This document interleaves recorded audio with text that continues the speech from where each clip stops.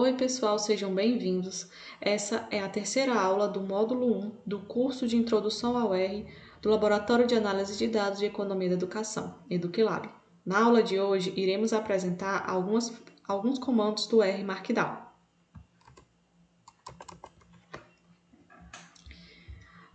Então, vamos abrir o R Markdown.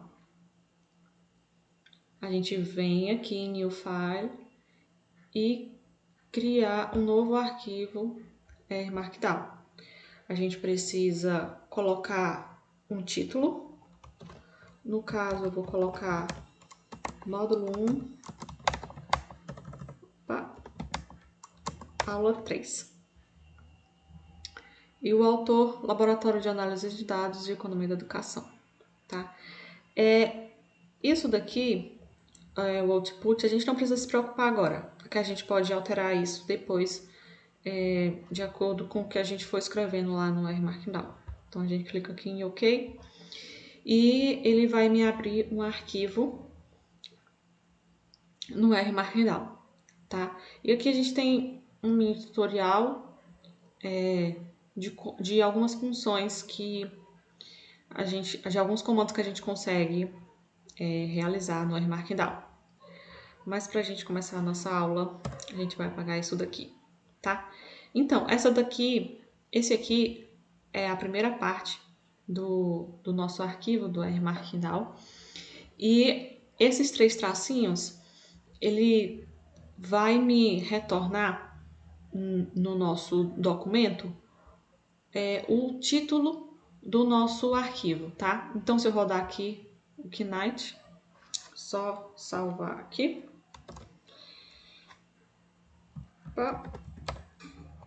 Módulo 1, aula 3. Salvando.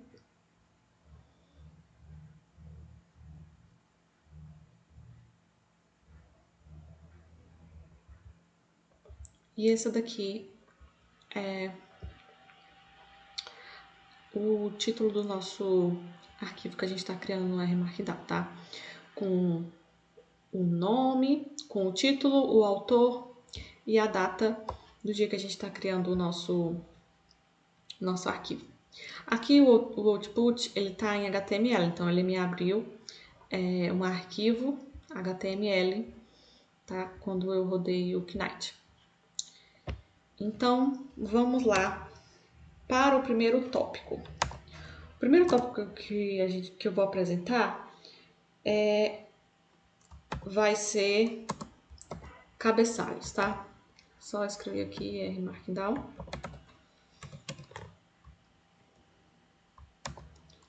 Tópico 1. Cabeçalhos.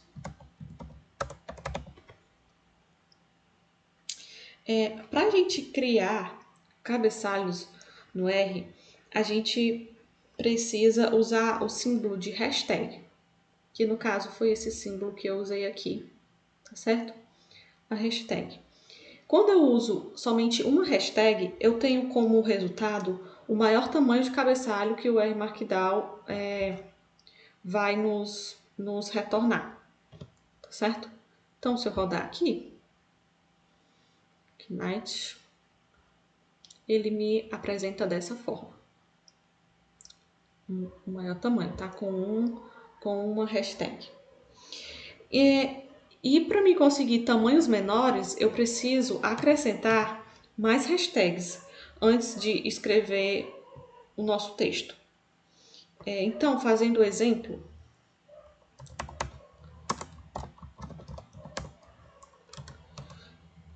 eu vou escrever aqui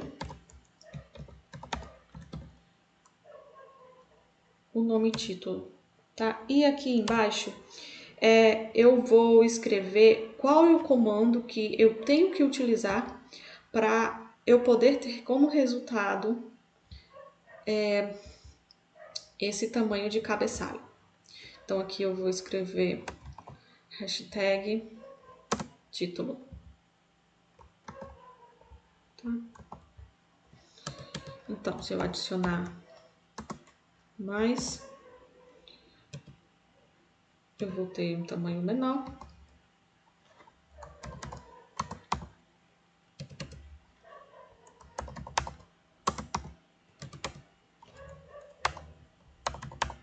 Três.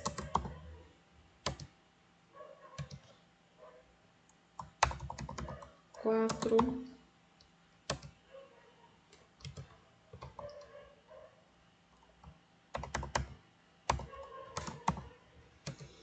E por último, fazer um de 5.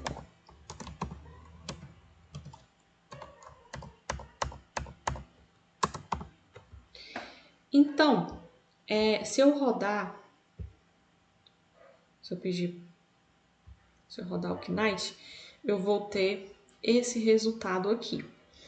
Então, para mim conseguir obter esse tamanho de fonte de cabeçalho, eu tenho que usar o comando hashtag, uma hashtag e o título. E a frase que eu queira colocar, tá? No nosso caso aqui eu usei título.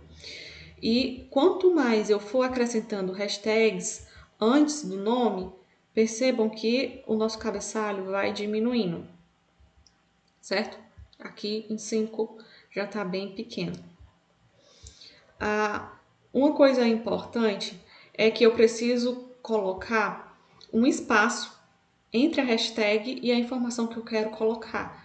Só assim que o RMarkdown ele vai executar o comando corretamente, tá bem? E além disso, para questões de organização do meu texto que eu estou escrevendo, dos meus comandos, eu preciso, sempre que eu for escrever um novo comando, adicionar uma linha em branco, esse espaço em branco aqui que eu deixei, entre um comando e outro, certo? Isso vai fazer com que eu tenha os resultados que eu desejo. Se eu não colocar essa linha, o RMarkdown ele pode misturar alguns comandos e a gente não vai ter o resultado que a gente espera, certo? Então, indo para o próximo tópico, agora eu vou falar de formatação de texto, tá?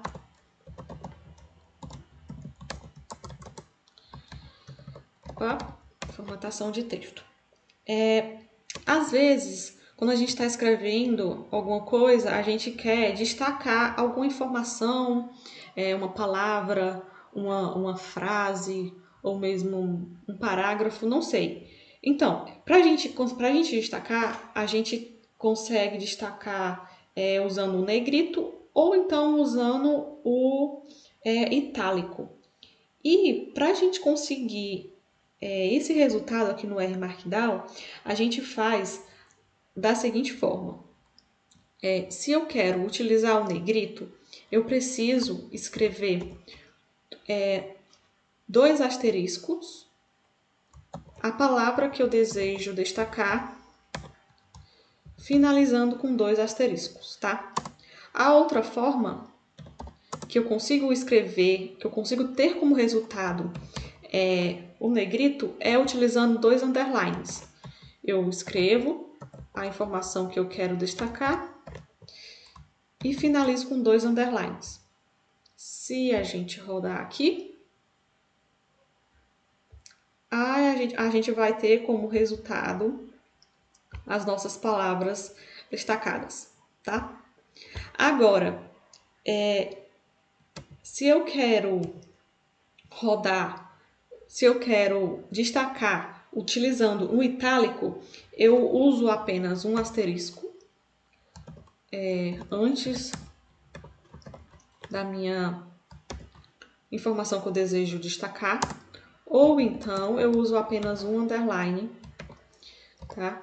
Antes da informação que eu desejo destacar, antes e depois, tá? Eu uso um asterisco antes e depois e um underline antes e depois. Se a gente rodar aqui, ele vai nos retornar a nossa informação destacada de modo itálico. Então, para eu conseguir ter o resultado de negrito, eu preciso escrever 2 asteriscos ou 2 underlines, tá? Eu vou ter como resultado negrito. Já se eu quero o itálico, eu escrevo um asterisco ou um underline. E eu vou ter como resultado o itálico.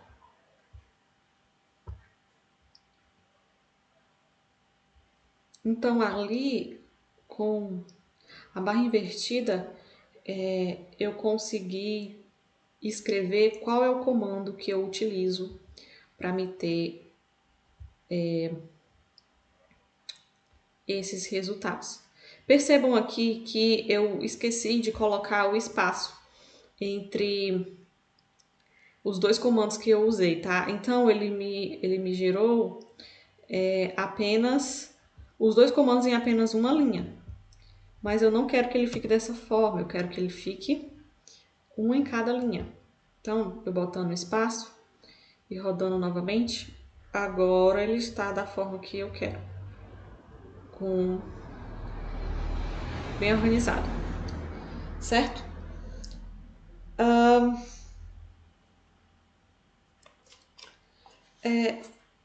Seguindo agora, a outra forma que a gente consegue formatar o nosso texto seria quando a gente pretende citar algum código, né, no caso, citar algum código e a gente quer formatar ele para que ele fique parecido com o código no R. Como é que é isso, né?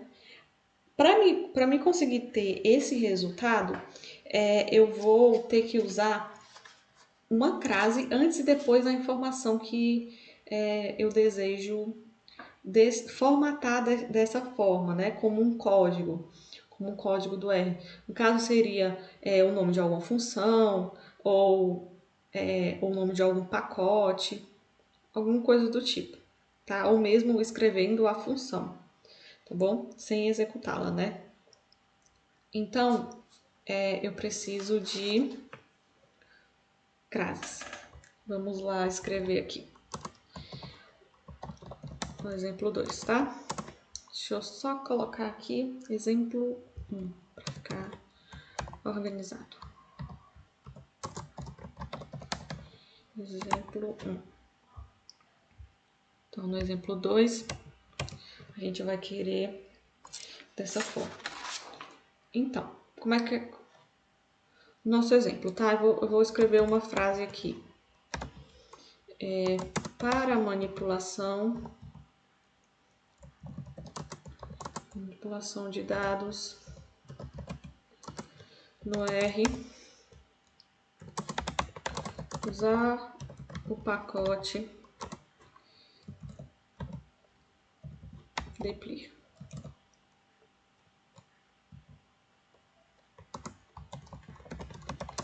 Algumas de suas funções são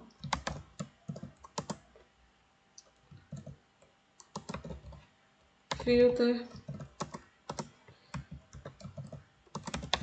select, mutate.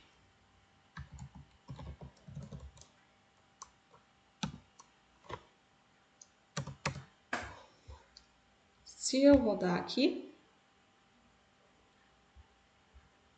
a gente vai ter como resultado essa formatação. A gente consegue perceber que ele tem um destaque diferente, tá? Que relembra a fonte do RScript, do R mesmo, tá? Formatação diferente. Então, para mim ter como resultado uma formatação igual ao código, eu preciso utilizar crase antes e depois da informação que eu quero destacar, tá? Então, vou colocar aqui, formata igual ao código. Essa é a função.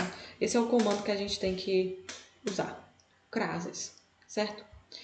Seguindo, agora eu vou apresentar o tópico 3. No tópico 3, a gente vai falar sobre listas. E a gente pode fazer listas ordenadas, listas não ordenadas, assim como criar sublistas em listas ordenadas ou não ordenadas, tá? O nosso primeiro caso vão ser as listas ordenadas. Para a gente criar essa lista, a gente precisa escrever a ordem que a gente deseja, seguida de um ponto. Aí a gente adiciona um espaço e a informação que a gente deseja ter nesse primeiro tópico, tá? A gente não precisa colocar um espaço, uma linha em branco, né? Entre os tópicos da nossa lista, tá? Basta dar um Enter e seguir criando a nossa lista. Então, se eu criar aqui, eu vou criar a lista conteúdos da Ampec. Nosso primeiro tópico vai ser microeconomia, depois macroeconomia, 3 estatística, 4 matemática. Então aqui a gente tem a nossa lista ordenada. Rodando no Knight, a gente tem esse resultado, tá? Conteúdos da Ampec e abaixo eu listei quais são os conteúdos. O outro tipo de lista que a gente pode criar são as listas não ordenadas. Para a gente criar as listas não ordenadas, basta a gente escrever um asterisco antes da informação que a gente deseja incluir na lista, dar um Enter, certo? E adicionar a informação. Por exemplo, eu vou criar a lista cursos da FEAC. Cursos da FEAC, tá? Então, nosso primeiro ponto vai ser economia,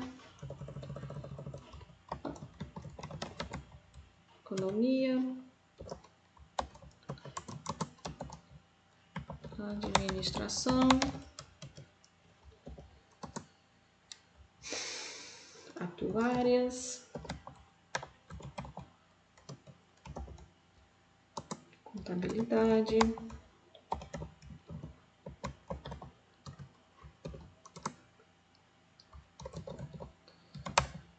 finanças e secretariado, tá? Rodando aqui, a gente tem a construção da nossa lista não ordenada, tá? Cursos da FEAC.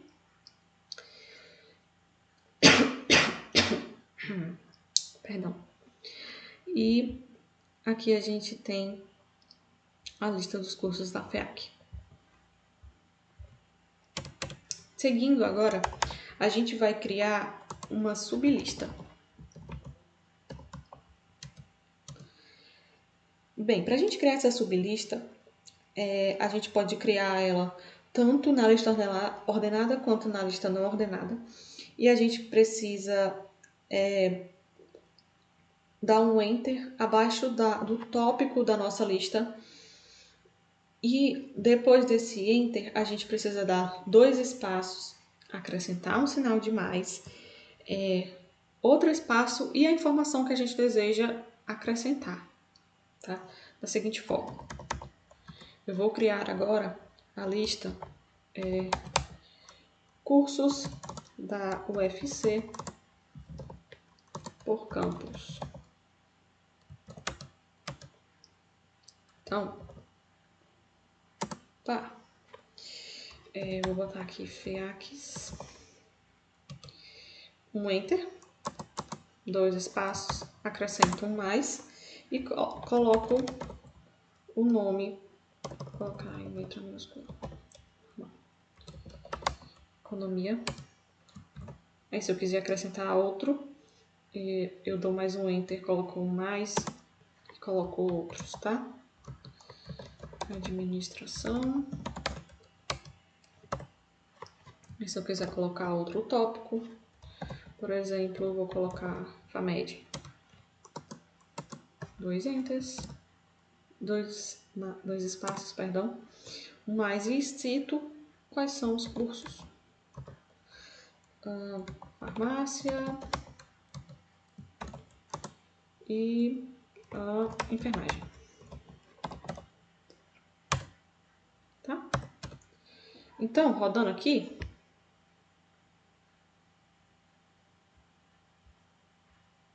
a gente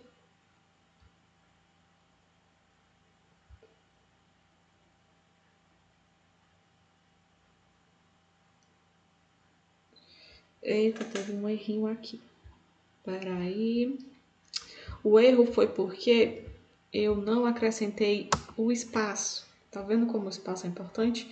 Senão ele não organiza da forma correta. Tá? Olha a diferença. Aqui, agora a gente tem a lista cursos da FEAC por campus. Aí eu cito os campos, cursos da UFC por campus, perdão, e eu cito os campos, FEACs, e coloco alguns dos cursos que tem em cada um desses campos, tá? No caso da FEAC, Economia e Administração, no caso da FAMED, Farmácia e Enfermagem. Seguindo, agora a gente vai para o tópico 4. No tópico 4, a gente vai aprender a adicionar links ao texto. Como é que a gente faz isso? Primeiro, a gente precisa dar um nome para o nosso link, porque é esse nome que vai aparecer no nosso arquivo, tá? Depois que a gente a gente nomeia esse link, a gente escreve esse nome entre colchetes e em seguida a gente coloca o endereço do link entre parênteses, tá? Vou escrever aqui um exemplo de texto. O laboratório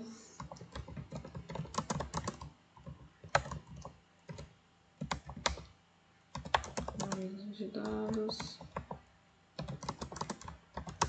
economia da educação, completará 2 anos no mês de novembro de 2020.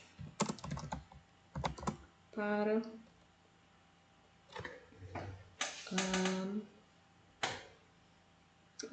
saber mais sobre os projetos e atividades,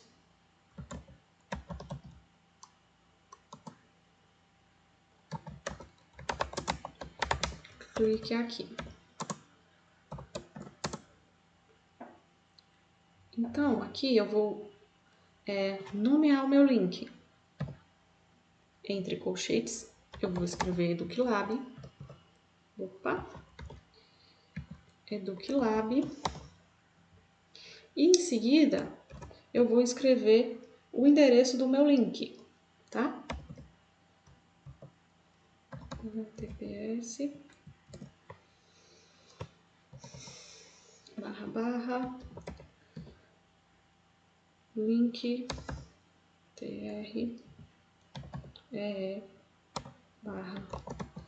/educlab.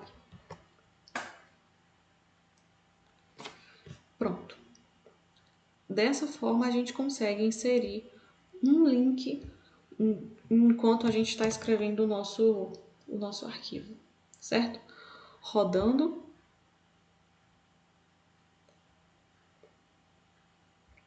Opa, bugou aqui. O link vai aparecer em destaque, ó. E quando a gente clicar, a gente vai ser direcionado para o link, certo? Aqui a gente tem o site, o canal do YouTube, tem o Twitter, certo? E outros projetos do laboratório, caso vocês queiram dar uma olhadinha. Então, seguindo, agora a gente vai para o tópico 5. E nesse tópico a gente vai executar códigos. Como é que a gente faz para executar código no R Markdown? A gente precisa, para a gente executar esses códigos, a gente tem duas formas. Ou a gente pode executar em um bloco, ou a gente pode executar inline, tá? Para a gente executar em bloco, que vai ser o nosso primeiro exemplo. Para a gente abrir um bloco, a gente precisa iniciar com 3 crases, tá? Seguido por um R entre chaves.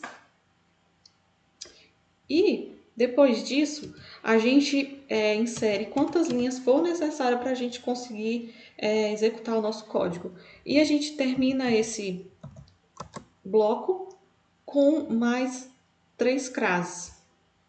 Eita, agora eu me esqueci se eu falei crases aqui no começo, mas enfim, é crase. Então, eu vou criar para a gente conseguir visualizar, porque ó, se eu só criei o bloco e não coloquei nenhuma informação nele, tá? Ele não vai aparecer no nosso documento. Agora eu vou criar um objeto simples, um data frame, tá? Onde eu vou ter nome, uma coluna nome, e eu vou colocar Ana, tá? João, Maria, Paulo, certo? Na minha outra coluna eu vou colocar a idade, tá? Vamos colocar idades parecidas. 17, 19, 18, 16. E a última coluna vai ser referente à altura. Vou colocar alturas mais ou menos parecidas também. 1,70, 1,65, 1,65 de novo. Opa! 1,65 e 1,67, tá? Errei aqui. 1,67. Eu vou escrever a str, a função str para ela me descrever o meu objeto. E eu vou chamar o meu objeto também, certo? Então, vou rodar aqui. Aqui no nosso arquivo, ele vai abrir um bloco e vai escrever o nosso código, certo? Todo o nosso código que a gente escreveu aqui, bonitinho, o nosso data frame. Aí, com essa função, ele vai me dar as características, né? Um data frame, 4 observações, 3 variáveis. A primeira coluna é um caractere e a segunda e a terceira são do tipo numérico, tá? E como eu escrevi o X aqui, ele vai me abrir um novo espacinho aqui no blocos e vai executar o meu data frame. E aqui a gente tem a execução do data frame que eu criei, com nome, idade, altura, tá? Então, a outra forma da gente poder executar um código inline, em uma única linha, né? Para a gente conseguir escrever, executar esse código inline, a gente precisa usar apenas duas crase, seguida de um R. Aí você adiciona o espaço que vai ser necessário para você executar a sua função. E você finaliza com duas crases. Duas crases no início e duas crases para finalizar, certo?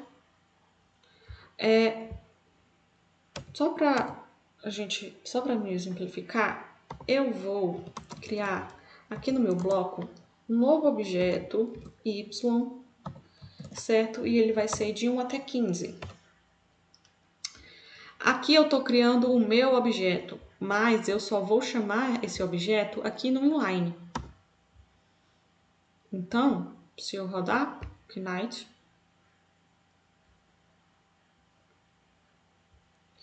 ele abre um novo bloco, um novo espacinho, né, de bloco, certo?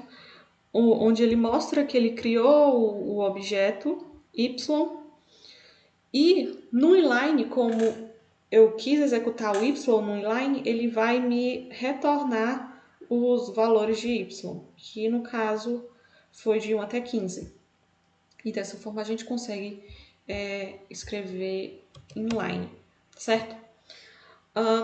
Para a gente finalizar, todas as vezes que eu executei o Knight aqui, vocês viram que eu abri um arquivo HTML, certo? Mas eu consigo abrir também PDF, Word, consigo fazer um arquivo formato de apresentação e outros formatos que o RMarkdown suporta, tá? Só para vocês olharem direitinho, eu vou abrir um PDF. Tá rodando. E aqui tá o nosso PDF da aula de hoje, certo? Esse arquivo PDF eu vou disponibilizar no link do vídeo para vocês conseguirem ir acompanhando a aula direitinho, tá certo? E a gente fica por aqui, pessoal.